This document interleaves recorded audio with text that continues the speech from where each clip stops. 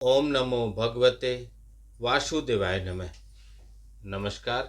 मैं ज्योतिषाचार्य वरुण प्रकाश ज्योतिष के आज के इस विशेष कार्यक्रम में आप सभी सनातनियों का, सनातन धर्म से जितने भी लोग जुड़े हुए हैं और जितने भी लोग हमारे साथ जुड़े हुए हैं फेसबुक पे, इंस्टाग्राम, ट्विटर, यूट्यूब, कहीं पे भी, उन सभी लोगों का मैं दिल से स्वागत करता हूँ। पिछले कुछ वर्षों से और मैं अपने गुरु के आशीर्वाद से भविष्य की घटनाओं के बारे में कुंडली के माध्यम से, ग्रह नक्षत्रों के अध्ययन के हिसाब से, ग्रहों में उनके कैसे परिवर्तन हो रहे हैं उसके आधार पर, ग्रहों की कैसी युति हो रही है उसके आधार पर, ऐसे छोटे छोटे कई पैरामीटर हैं जिसके आधार पर मैंने कई भविष्यवाणियां की हैं लगातार 2023 से लेकर अब तक। अभी कल इंडिया और पाकिस्तान का मैच था, उसके बारे में भी मैंने 2-3 दिन पहले ही भविष्यवाणी कर दी थी। आप मेरे चैनल पर जाकर देख सकते हैं। बहुत लोगों ने सराहा, बहुत लोगों ने उस पर कमेंट भी किया। लगभग 200 लोग कमेंट किए और लाइक हजारों में है। 80-90 हजार लोगों ने वह वीडियो देखा और वो प्रिडिक्शन 100% सही हुआ। मेरे अभी तक के किए हुए भविष्यवाणी में 95% तक हमको सफलता मिली। सिर्फ झारखंड चुनाव में थोड़ी सी हमारी भविष्यवाणी की गणना थोड़ा सा हमको सपोर्ट नहीं की।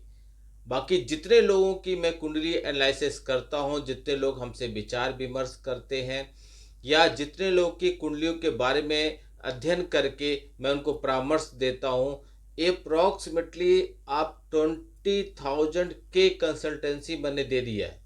लगभग 20 से 21 हजार कंसल्टेंसी मैंने दिया है और 100% तो नहीं कह सकता, लेकिन 90% तक लोग संतुष्ट हैं। उनके काम बने, उनके भविष्य की जैसी गणनाएं मैंने कही थी वैसे हुई। मेरे चैनल पे आप जाकर देख सकते हैं।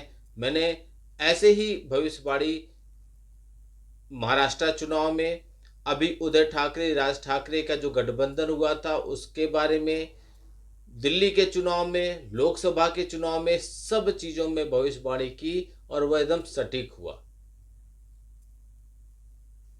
कुछ भी चैनल से मैं वीडियो डालने के बाद डिलीट नहीं करता। आप जाके चैनल पे देख सकते हैं, वह सब कुछ अभी भी है। न मैं किसी कमेंट का हाइड करता हूं, न कमेंट को ब्लॉक करता हूं, क्योंकि सबका स्वागत है। जिस तरीके से यह भविष्यवाणियां की जा सकती हैं किसी और के बारे में, देश के बारे में, देश के नेताओं के बारे में, आने वाले भविष्य के बारे में, चुनाव के बारे में, खेल के बारे में, ऐसे ही आपके बारे में भी की जा सकती हैं। बेहतर होगा आप भी अपने बारे में जानिए, अपने अंदर उत्सुकता पैदा कीजिए, अपने अंदर ये जिज्ञासा पैदा कीजिए कि आखिर मेरे जीवन में क्या होने वाला है।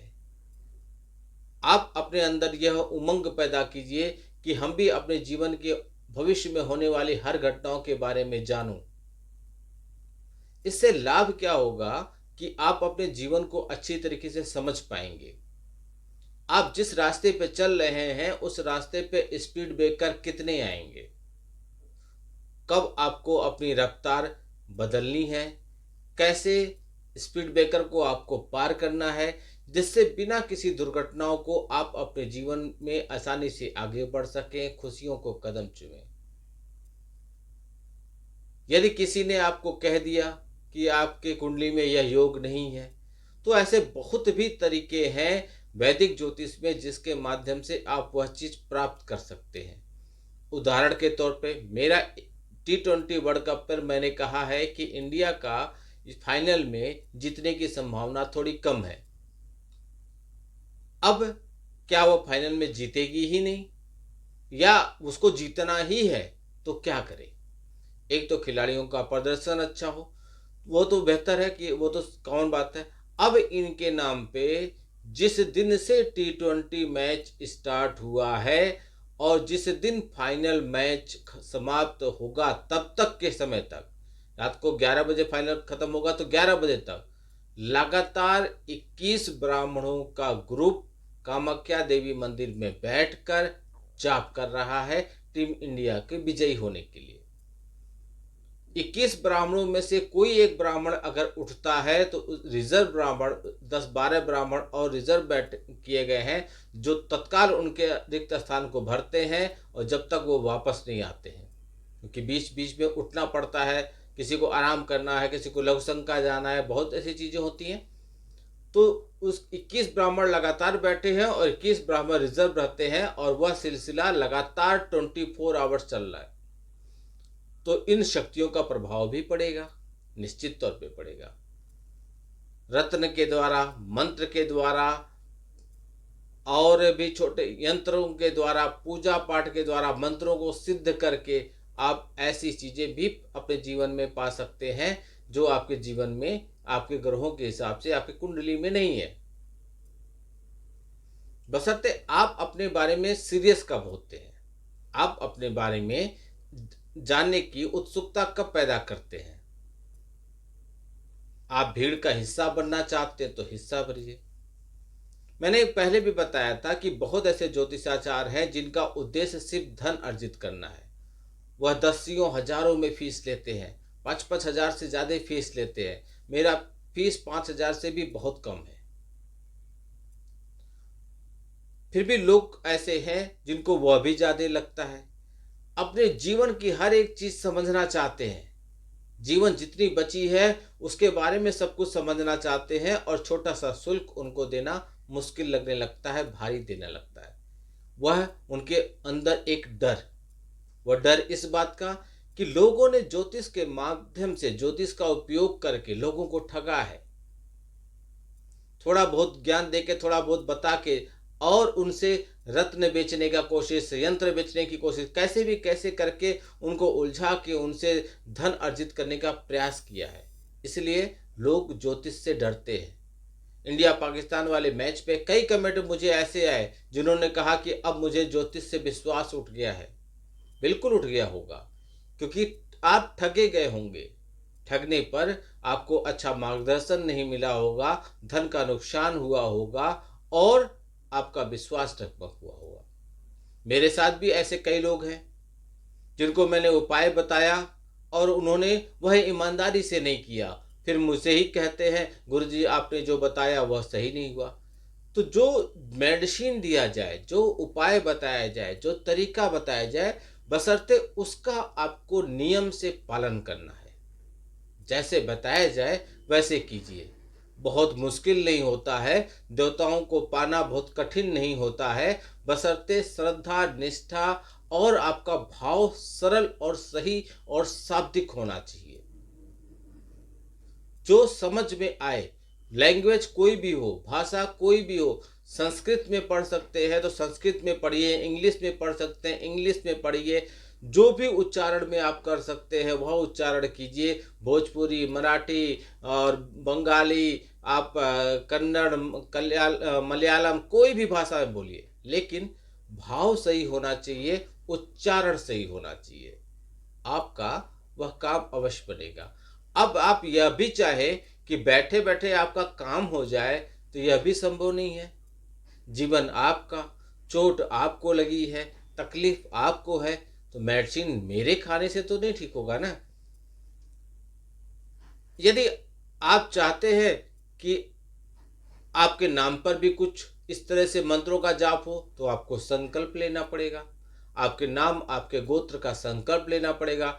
जितने दिन वह जाप आपके नाम पे कहीं और चलेगा उतने दिन आपको कुछ नियमों का पालन करना पड़ेगा। आप तपस्या नहीं कर सकते, भीड़ का हिस्सा नहीं बन सकते। आपके लिए कोई लड़ रहा है तो आप उसके लिए पीछे खड़े भी नहीं होंगे। तो इतना तो आपको करना ही पड़ेगा, तभी जाके उस चीजों का 100% रिजल्ट मिलेगा।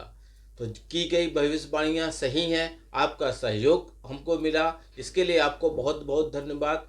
वीडियो को हमेशा लाइक कीजिए, कमेंट कीजिए और लोगों तक पहुंचाइए, जिससे हमारा भी उत्साह बढ़ता रहे और हमको लगे कि हम जो भी भविष्यवाणियां कर रहे हैं वह सही है, तो लोग उसका समर्थन भी कर रहे हैं।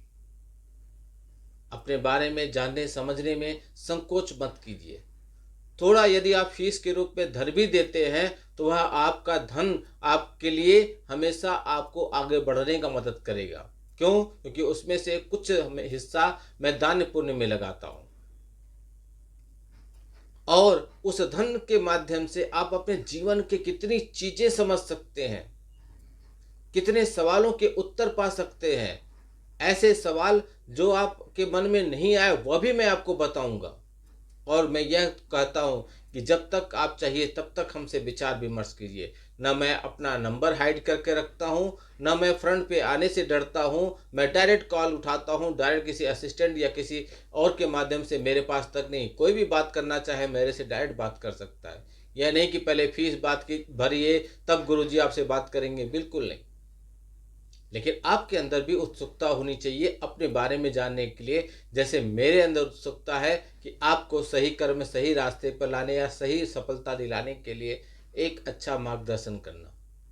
कोशिश कीजिए, संकोच डर निकालिए। हाँ, लोगों ने गलत किया है, इसीलिए मैंने अपना शुल्क भी बहुत कम रखा है, जिसकी वजह से आपको यदि पहले कहीं नुकसान हुआ भी है तो हमारे माध्यम से वह नुकसान न हो और आपको सफलता मिल जाए। स्क्रीन पे चले हुए नंबर पर संपर्क कीजिए और शीघ्र अतिशीघ्र अपने जीवन के बारे में समझिए, सही मार्गदर्शन से आगे बढ़िए। कुंडली नहीं है तो कोई घबराने वाली बात नहीं है। आपके पास आपके जन्म की तारीख, जन्म का समय का सही गणना नहीं है तो कोई घबराने वाली बात नहीं है। ऐसे बहुत उपाय हैं जिसके माध्यम से भी आपके बारे में बताया जा सकता है। पर्ची निकाल के बताना कोई बड़ी बात नहीं है। यह सब सिद्धियों का कमाल है। हमारे गुरु जी का भी आशीर्वाद हमारे साथ है। आपका दिन शुभ हो। भगवान भोलेनाथ का आशीर्वाद आप पर बना रहे। नमस्कार। जय श्री राम।